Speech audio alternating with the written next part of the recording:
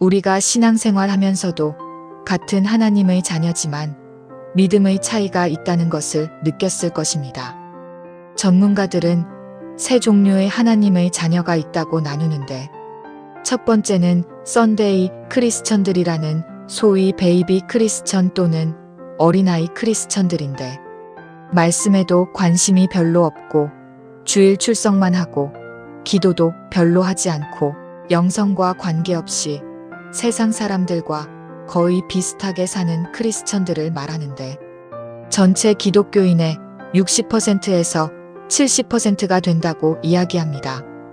그런데 이 안에도 피라미드 형태로 되어 있어서 영성의 수준이 다르지만 영안이 감겨진 영적 소경들이라고 하는데, 영적 소경이란 단어를 예수님도 사용하셨습니다.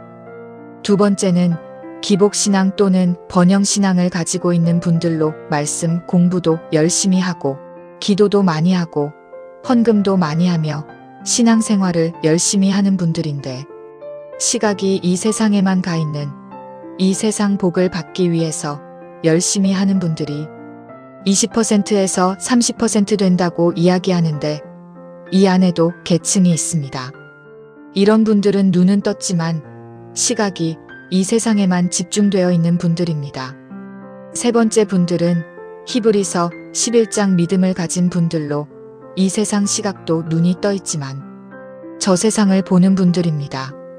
그래서 히브리서 11장의 구약의 유명 인사가 가졌던 시각들로 이 세상을 볼 때 나그네로 잠깐 있다가 때가 되면 내 본향으로 간다. 저 세상을 들여다보는 시각을 가진 분들입니다. 그리고 이분들이 저 세상에 가면 저 세상은 계층 세상이기 때문에 상급이 내가 어떻게 살았나에 따라서 주어지는 세상이라는 사상을 가진 크리스천들인데 5%에서 10% 정도 된다고 그럽니다. 이 사람들이 로얄 계층의 하나님의 자녀들인데, 이렇게 전체를 보면 같은 하나님의 자녀들인데도 시각이 다른 것을 알 수 있습니다.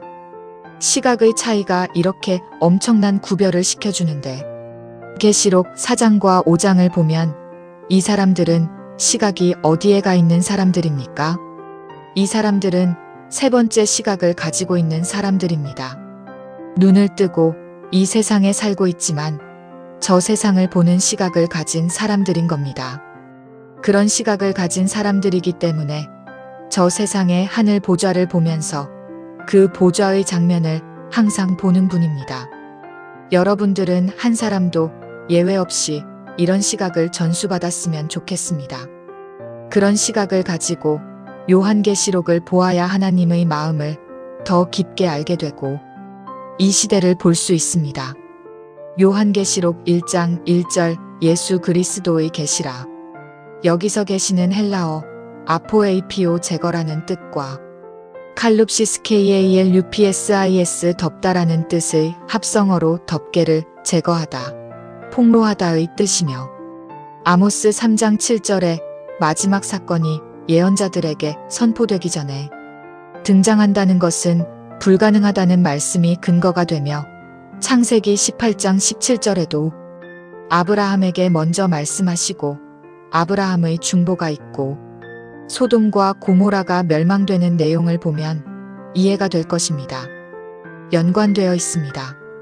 로마서 16장 25절부터 26절 내용을 보면 바울이 깨닫고 마지막 인사말에도 창세전에 숨겨놓으신 것을 나타내셨다, 폭로하셨다 라고 표현하시면서 창세 전 계획에 대해 말씀하시는데, 헬라어 원문에서는 주로 프로카타볼레스 코스문, 세상 기초가 놓이기 전에라는 표현이 사용됩니다. 창세 전이란 단어를 성경 여러 곳에서 볼 수 있는데, 이 단어는 깊게 생각해 보아야 할 아주 중요한 단어입니다. 성경 구절은 에베소서 1장 4절, 베드로전서 1장 20절, 마태복음 25장 34절, 요한복음 17장 24절입니다. 창세 전이라는 단어에 집중할 필요가 있습니다. 계시록 10장 7절에 미스터리 오브 God 하나님의 신비에 대한 이야기가 나오는데, 하나님의 신비 역시도 창세 전 계획을 이야기하고 있습니다. 제자들도 이 미스터리 신비를 깨달았기에 순교의 반열까지 갈 수 있었던 것이겠지요. 이는 하나님께서 반드시 속히 일어날 일들을 그의 종들에게 보이시려고 그에게 주신 것이요. 여기서 반드시 must라는 단어는 확실하게 일어날 것을 강조하고 있습니다. 속히라는 말은 사람의 시각으로는 7,000년이라는 긴 시간으로 보이지만 하나님의 시간으로는 7일이라는 짧은 시간이라는 것을 이해해야 하는데 시편 90편 4절에서 다윗을 통해 베드로후서 3장 8절에서는 베드로를 통해 하나님의 시간을 깨닫게 하십니다. 존 기오유에로에스 노예는 자기 자신이 자유를 파기하고 자기 뜻을 복종시킨다는 의미입니다. 구약의 귀 뚫린 종의 모습을 보여줍니다. 그의 천사를 그의 종 요한에게 보내어 알게 하신 것이니라. 여기서 천사 헬라어로 앙겔로스, 히브리어로 마라크는 계시록에서 67회 사용되었고 사자 메선저란 메시지 전하는 임무 맡은 자를 말하며 특별한 신의 보호를 받습니다. 알게 하신 것 세마노이는 지시하다, 알리다, 나타내다, 선언하다라는 뜻으로 요한복음 12장 33절 예수님의 죽음 방식을 암시하기도 합니다. 이렇게 요한계시록을 기록한 요한은 요한복음과 요한일서, 2서, 3서를 기록했고 AD 98년경 순교했습니다. 자연사를 말씀하시는 분들도 있는데 마태복음 19장 28절 말씀과 계시록 21장 14절을 근거로 하고 있습니다. 계시록 1장 1절은 계시가 전달되는 과정을 분명하게 보여주고 있습니다. 또한 에세마는 표적으로 알렸다 라는 표현은 요한계시록이 상징과 환상을 통해 하나님의 뜻을 드러내고 있다는 것을 말해줍니다.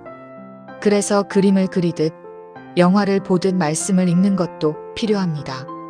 마지막으로 반드시 일어나야 할 일들이 속히 신속하게 이루어질 것이라고 했는데 여기서 하나님의 계획의 필연성과 하나님의 정하신 때가 이르면 그 성취가 지체 없이 반드시 진행될 것을 보여주고 있습니다. 그런 시대에 우리가 살고 있습니다. 그렇다면 요한계시록이 왜 2000년 동안 해석되지 않고 이단들의 이용거리나 공포를 주는 내용으로 알게 하여 등한시하거나 닫아놓고 보지 않게 혹은 보지 못하게 하셨던 것일까요? 다니엘에게 말씀하셨던 것을 보아야 합니다. 다니엘서 12장 4절에 다니엘아, 이 예언서를 마지막 때까지 봉하라 했는데 주전 600년경에 예언을 받았지만 봉해버렸기 때문에 다니엘서도 2600년 동안 해석할 수가 없었습니다.